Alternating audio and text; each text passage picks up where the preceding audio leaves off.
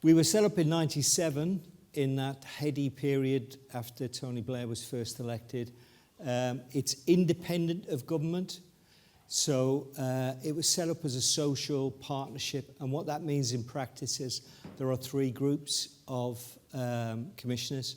I'm one of 3 business commissioners. There's 3 representing employees who are principally from the trade union movement, and then there are 3 independents. Now, frankly, between everybody in this room, we cancel each other out, the employees and the employers. It's the independents we have to convince. So it's hard evidence that we need. That's what convinces the academics. Everybody's got an equal vote, but these are the kind of issues that we debate.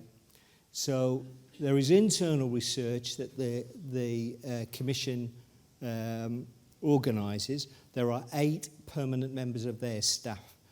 They will carry out research. They're mainly statisticians looking at movements in labour rates. Then there are the oral evidence visits. I think Kate from your organisation comes and presents to us. And we will also hear from trade union movements. We'll hear from small employers. At the end, there is also commission meetings. Now, these are the meetings where there's a sort of ongoing debate between the 3 parties. It is really important to emphasise that we have never ended a commission meeting in October without a unanimous decision, right? And this is a process of negotiation. I think you have to learn to trust the other people in the group, and you have to find that you are prepared. I have to acknowledge they've got their constituency they have to appeal to. We've got ours. But at the end of the day, if we don't end up with a unanimous decision, it's unlikely to meet with government approval. The target has been set by George Osborne a few years ago, which is we're going to reach 2/3 of median wages by 2024. So there is only 1 year left. There is only one piece of control we can have over that, and that's if the economy is in a parlous state, we can apply what is essentially an emergency brake. Now, if you look at the data we've got so far, you can see that there's this sort of blurry line here. What we're heading for in 2024 is something at the low end about 1085, and at the top end we're talking about maybe 1130. So it is probably going to be somewhere around 1110, but there is a lot in play. Now, what we have argued is that it's a very tricky process of trying to forecast when we make our decision in October exactly what the conditions are going to be in April, and that's where a lot of the finessing goes on. But I think that's a reasonable target. We're only 12 months away from making this decision again, so I think you can be pretty sure it's going to be somewhere around there.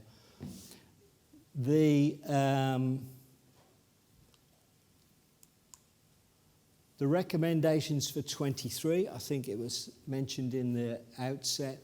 You can see we're roughly somewhere around 10%, but with a smaller increase in the accommodation offset. I can talk about that if anybody's interested in it. It's a bit of a niche subject.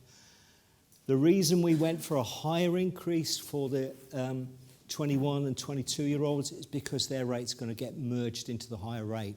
So there would have been an even bigger jump if they hadn't done that. The reality of this decision is, do we award a big increase, relatively big increase now, or do we store up a bigger increase for 24?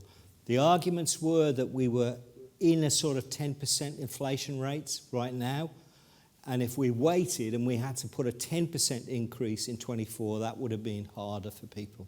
So that was a part of the negotiation. That's what we settled on. So I know that looks eye-watering. I had to justify that to a lot of people, that 9.7%, but that was the choice, frankly.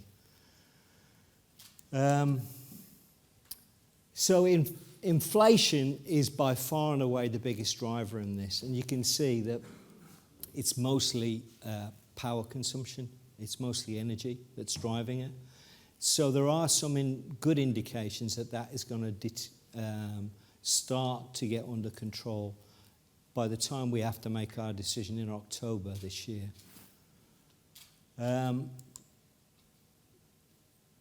And what we said about pay growth in October is that because vacancy levels were very high, and because you've got a lot of people who were moving out of the minimum wage bracket, there was a lot of pressure on prices, on wages. Now, the private sector increases were tracking at around about 7% when we made this increase. But you can see that there is still quite a lot of pressure on prices. So that will also play a factor in our decision. And as you can see, the number of people affected by minimum wage has strangely, after increasing almost every year, has dropped this year. So the number of people that are within the minimum wage bracket, and this is a lot because people are staying just slightly above it. Maybe if you look at the big supermarkets, they're trying to pay roughly about £1 higher. So I think this means that the people who are directly influenced by it is low, but there are a hell of a lot of people whose wages are influenced by it, who are just above it. Our work in 23 will be to recommend the living wage in 24. And if any of you have got some idea of how this works, we are put in a room for 3 days and we have to come out with a decision. So it gets pretty tense from time to time. There's lots of evidence presented, there's lots of arguments, but we have to have a recommendation at the end of that. The most important things we're taking into account will be inflation and pay. But you can be sure that our remit for 24 is going to be looming as well, because there is some talk about it maybe going up as high as 70% of the median wage. There's also talk about us reverting back to our old mandate, which was we just looked at trying to get the minimum wage as high as possible without damaging employment.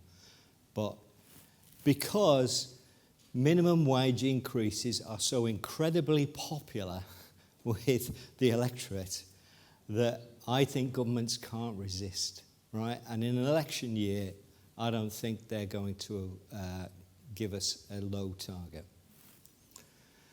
So we'll be going around the country in various parts of the country gathering evidence. You can see these are the kind of places we visit. We tend to try and visit places where minimum wage population is relatively high. And after 24, as I've said, we'll be looking at all these factors to try and see how we can recommend to the government what happens next. So that's it. I've raced through that. I'm conscious of that, but I'm conscious of your lunch is also beckoning. So if there's any questions, I'm quite happy to take them.